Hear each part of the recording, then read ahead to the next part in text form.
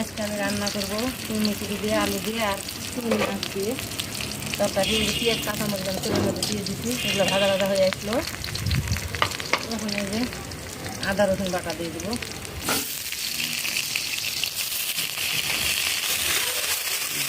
জ্বলছে তোমার আদা রসুন বাটাটা ভাজা ভাজা হয়ে গেছে, অল্প একটু পানি দিয়ে গুঁড়া মশলা দিয়ে দেবো। গুঁড়া মশলা দিয়ে দেবো, মরিচের গুঁড়া সামান্য পরিমাণ, হলুদের গুঁড়া, লবণ, জিরার গুঁড়া আর ধনিয়ার গুঁড়া।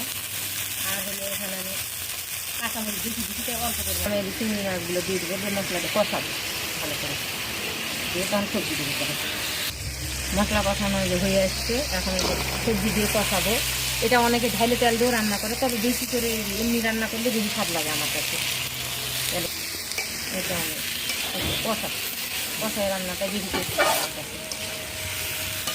চুলের জাল অনেক বেশি জল তো, তাই বলছি সামান্য পরিমাণ পানি দিই। এমনি পানি দিয়ে হয়, কিন্তু সামান্য না দিলে আবার না সিদ্ধ হয়। দেখো হয়ে গেল আমার নতুন আলু আর কুই মিশুটি দিয়ে চিংড়ি মাছ দিয়ে একটা সবজি ভাজি। সেই সুন্দর হয়েছে না?